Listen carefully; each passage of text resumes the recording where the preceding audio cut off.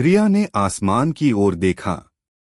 उसे लगा जैसे वहां हल्की सी परछाई मुस्कुरा रही थी। अभी अब सच में मुक्त था। उसकी आंखों में गहरी उदासी और दिल में एक अनकहा सा दर्द था।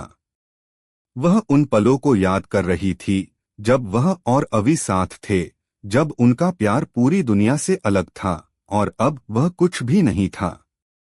क्या प्यार सच में इतना दर्द दे सकता है? रिया ने मन ही मन सोचा। लेकिन फिर उसे एहसास हुआ कि प्यार, चाहे जैसा भी हो, हमेशा अपने साथ एक कड़ी सच्चाई लाता है। और अब वह इस सच्चाई से जूझ रही थी। लेकिन यह कहानी यहीं खत्म नहीं होती। हम आपको एक और कहानी सुनाने वाले हैं जो प्यार और डर से भरी हुई है। लेकिन एक छोटा सा निवेदन है, अगर आपने अभी तक मेरा चैनल सब्सक्राइब नहीं किया है तो जल्दी से सब्सक्राइब कर लीजिए। क्यों? क्योंकि जैसे ही हम कोई नया वीडियो अपलोड करेंगे, आपको सबसे पहले उसका नोटिफिकेशन मिलेगा। हमारी दुनिया में आपका स्वागत है, जहां प्यार, डर और रोमांच से भरी कहानियां हर दिन आपको मिलेंगी। अब बिना किसी देरी के शुरू करते हैं आज की कहानी।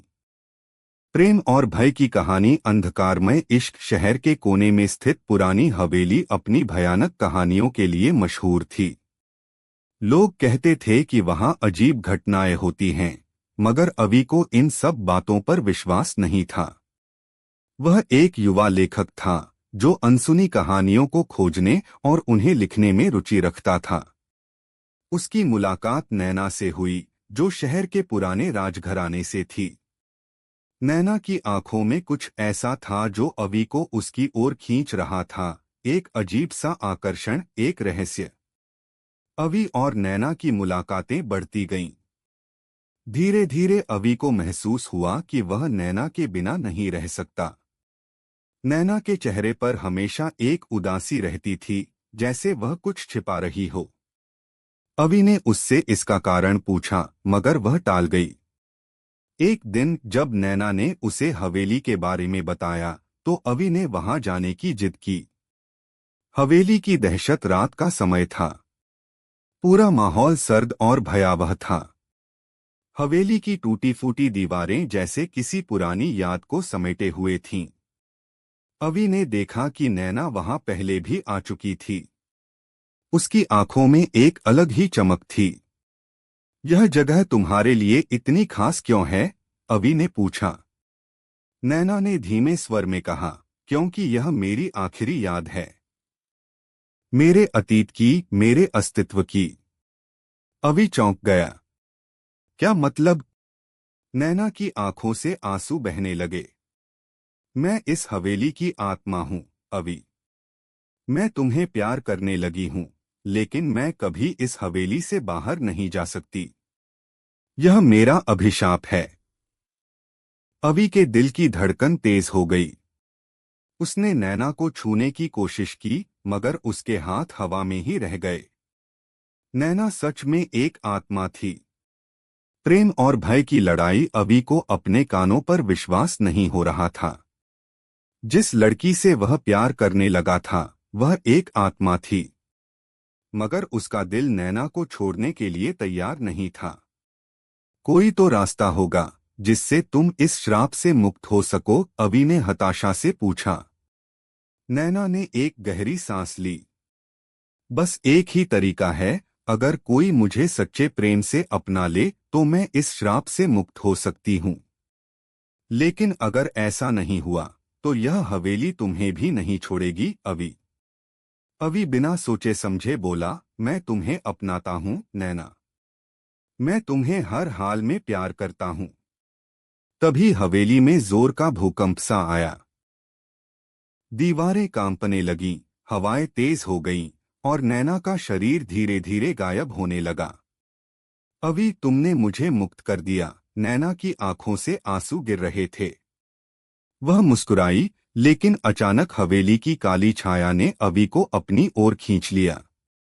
नहीं, नैना चीख पड़ी, लेकिन अब बहुत देर हो चुकी थी। हवेली को एक नई आत्मा की जरूरत थी। अब अवी इस हवेली का नया रहस्य बन चुका था। अंत्या एक नई शुरुआत। शहर में हवेली की कहानियां अब भी जिंदा थीं।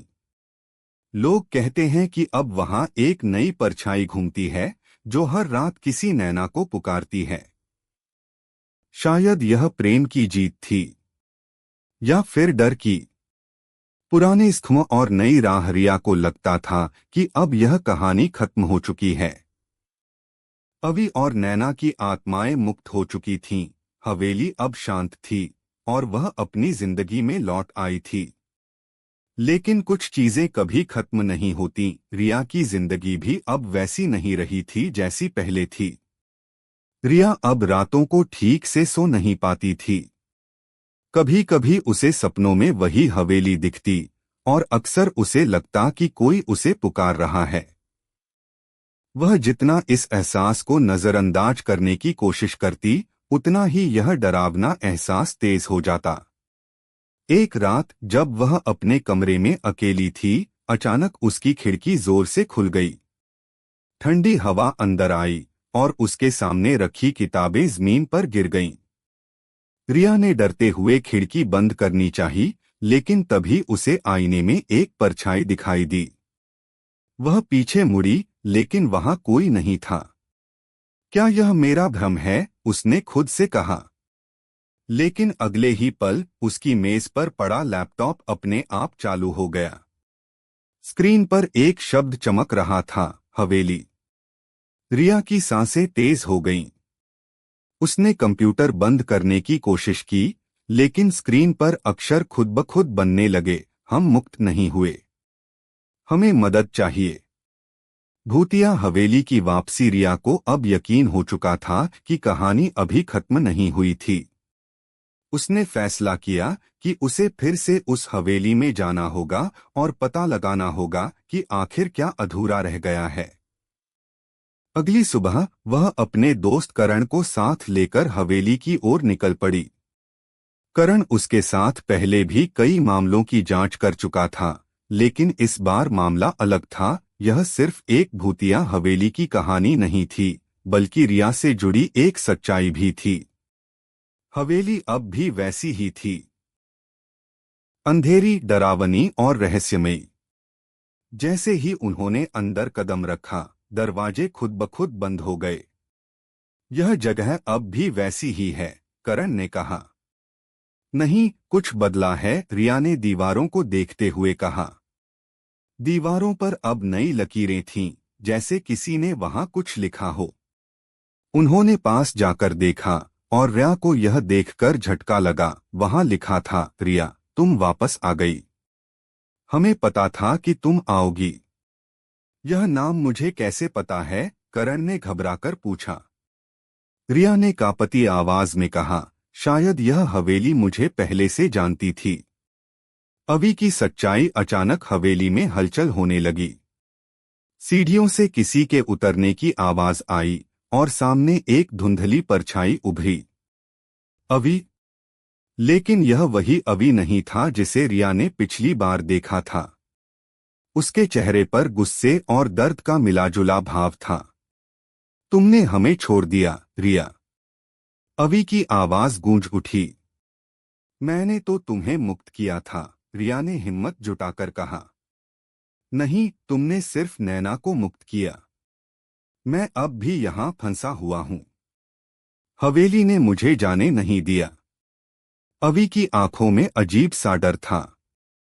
क्या मैं तुम्हारी मदद कर सकती हूं? रिया ने पूछा।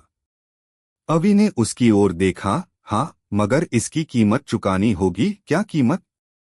अवि की आंखें लाल हो गईं। या तो तुम मेरी जगह लोग, या फिर मुझे हमेशा के लिए मुक्त करने का तरीका ढूंढो। त्याग या कैद? रिया को समझ नहीं आया कि उसे क्या करना चाहिए। अगर वह अवि की जगह ले लेती, तो वह खुद इस हवेली की आत्मा बन जाती। और अगर वह उसे मुक्त करने का तरीका ढूंढती, तो यह इतना आसान नहीं था। कोई और रास्ता होगा, रिया ने बुदबुदाया। अचानक करण ने दीवारों पर लिखे कुछ और शब्द देखे। सच्चे प्रेम की परीक्षा अधूरी है। क्या नैना ने तुम्हें पूरी तरह अपनाया था? अवि, करण ने पूछा। अवि का चेहरा दर्द से भर गया। नहीं, उसने मुझसे प्यार किया, लेकिन उसने हवेली के श्राप को तोड़ने का वादा नहीं किया था। वह खुद को बचाने में लग गई और मुझे छोड़ गई। रिया को अब सब समझ आ चुका था। हवेली ने अवि को मुक्त नहीं किया क्योंकि नैना का प्रेम अधूरा था। उसे सिर्फ खुद को बचाने की चिंता थी, न कि अवि को छुड़ाने की। तो तुम्हें सिर्फ सच्चे प्रेम की जरूरत है? रिया ने पूछा। अवि ने सहमति में सिर हिलाया। रिया ने गहरी सांस ली। अगर मैं तुमसे सच्चा प्रेम करूं तो क्या तुम मुक्त हो जाओगे? अवि चौंक गया। तुम? हाँ, अगर यही तुम्हारी मुक्ति की चाबी है तो मैं तैयार हूं। हवेली कांपने लगी। दीवारें दरकने लगीं। हवाओं में हलचल बढ़ गई। अचानक अवि का शरीर हल्का होने लगा। रिया, तुम सच में? रिया मुस्कुरा दी। हाँ, अब तुम्हें हमेशा के लिए मुक्ति मिल जाएगी। अवि की आंखों में आंसू आ गए। उसकी आत्मा धीरे धीरे हवेली से बाहर निकलने लगी और पहली बार वह हल्का महसूस कर रहा था। धन्यवाद रिया। अचानक हवेली में एक जोरदार धमाका हुआ और पूरी हवेली धूल में बदल गई। नई सुबह जब रिया और करण होश में आए तो वे खुद को एक हरी भरी जमीन पर पाए। हवेली अब वहां नहीं थी। यह क्या हुआ? करण ने चौंक कर पूछा। रिया मुस्कुराई। अवि अब मुक्त हो चुका है और हवेली का श्राप भी खत्म हो चुका है। रिया ने आसमान की ओर देखा। उसे लगा जैसे वहां हल्की सी परछाई मुस्कुरा रही थी। अवि अब सच में मुक्त था। अंत या एक नई शुरुआत?